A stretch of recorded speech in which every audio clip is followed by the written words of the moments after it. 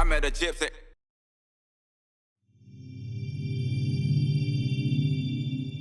And it's the same thing even for 450s. Yeah. You know, and all the guys will tell you, I mean, it's even the factory bikes, it's not about having more power in a supercross. It's making the power rideable, you know, and it's just a stock 450, you know, off the showroom floor. It's ridiculous. So we are getting kind of to that level where it's like, we got enough power. Yeah. You know, maybe too much sometimes. Man, even I've been riding that. The bike I've got at the moment's a XCF 350. Yeah, So I had one of those. Yeah, they're awesome. Yeah. 6-speed gearbox, 47 tooth rear sprocket. Oh, yeah. Like, it's pretty fucking slow. Yeah.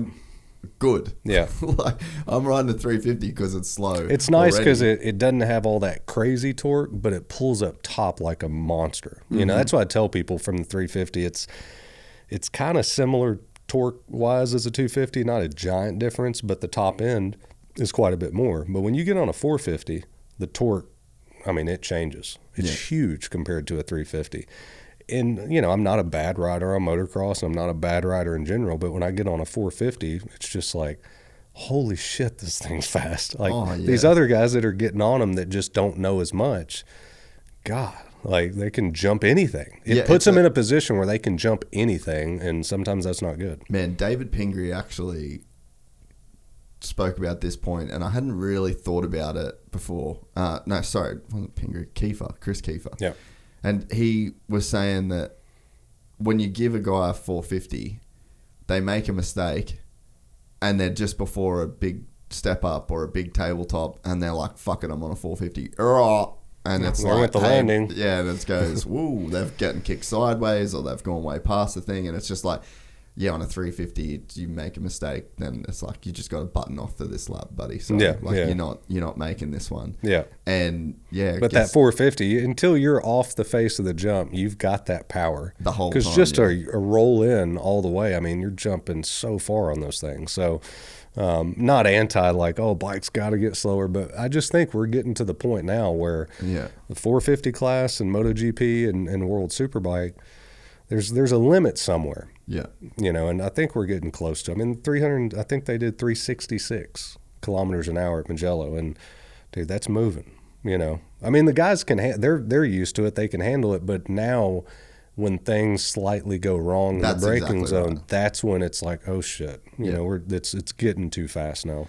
I honestly can't imagine it, eh? Like, the fastest I've ever been on my own bike is 290 at Phillip Island down the Start Straight, and that was on the V4 Street Fighter, so that was on the naked bike, and I felt like one of those monkeys they shot into space. Dude, my buddy has one of those. They are mental, dude. He's a neurosurgeon, and he's got trick cars, and he's got a KTM 450, a YZ 250, and then the Street Fighter. It's kind of got all the cool stuff, you know, and I'm just like, Kurt, man, you know, how is that thing? And he's just like, it is so fast. I'm like, I know. Why do you have that bike? You know, it's ridiculous because it's a 210 horsepower bike. Yeah. It's nuts. But so I've capped out at 290. Yeah. So let's add, 170 Ks on that? Yeah. And then be, you know, have a guy to your right, 5 feet ahead, have a guy 12 feet ahead on the left, and then there's a guy, you know, in the middle. When you get all that stuff going on at that speed, like I said, if you're third or fourth in line and you don't initiate the brakes before they do, you're screwed. Yeah. You know, you can't stop. I mean, because, like I said, there's so much buffeting with the draft sucking you in, you can't be at the brakes at 100%. And you're asking for trouble, you know, at that speed. Once you're over 340 Ks an hour, if something goes wrong, I mean, you got no escape. Man, you know? I did a lap on the back with Jack at the Bend, which is the fastest track in Australia. I think we did like 286 or 287 down the main straight. Like you got on the back with Jack, bro. I didn't really have a choice. It's funny too. So he had fun with that. I'm going to tell you, dude. So he literally says to me, he goes, "I've got some videos on my phone. Actually, I should show you after." But we get on, and so Ducati. It's when I was doing like the Ducati stuff. And they all know we're friends. And so I didn't know I was doing this ride until 10 minutes before. It was the biggest stitch up. Yeah. And then because you can't say no in front of everybody. I can't say no. Yeah. I got like literally all my boys are there. We're filming to the week. Like there's no way out of it. And so I've got like I only have one kidney. I got some like blood pressure issues and stuff that like come as a result of that. Mm-hmm. And so they say, oh, you've got to go do this medical. And and I go in and I get my blood pressure done, but right before it, it's like 185 over. Hypertension. Like crazy, dude. And the chick's like, oh, I can't let you ride. Mm-hmm. And I was like, no, it's fine. Like, I've got this thing. And it's like, you know, blah, blah, blah. I sort of talk my way into it. Yeah. But then I walk out and everyone's like just laughing at me like, you're fucked. Like, you're so fucked right now.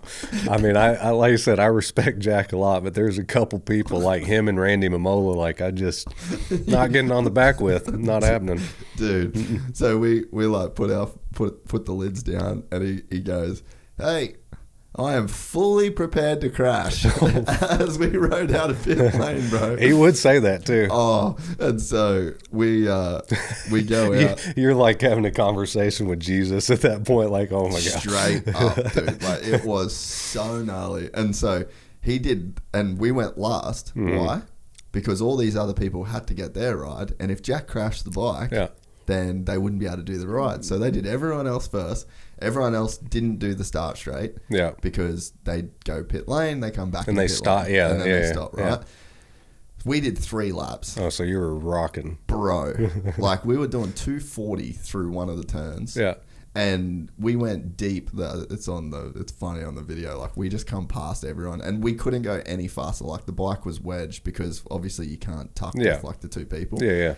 We overshoot turn 1, like fully on like the dirt, like just almost on the white line on the outside of this turn. And there was a time, there was like this triple apex like right-hander, and my inside leg come off, hits the ground, rips my leg, like the bike, we're wheeling this thing, my legs up. And I was like, bro, this is and he's laughing the whole time. Pissing himself, dude. No. And then, but we had one more moment where like we fully lost the front, and then he picked it back up. And I've never in my life experienced, and when you said like having a conversation with Jesus, like, you were halfway there. Bro, I reckon a lap and a bit in. Maybe it was like after the start straight. I think probably by turn 3 on the second lap, I was like, whatever. It's probably, you're like, whatever. I don't care. I'm holding on.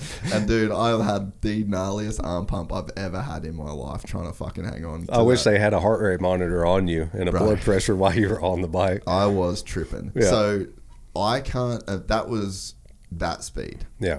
And it was the GP, like a one rider on a GP bike, it's way faster than that. But that's what I can't believe. Yeah. Like I couldn't believe where we got to in that. And I would say to people, like when I describe it, because it's phenomenal. Like and especially with Jack sending it like that, you know, and the feeling was like falling off an office chair.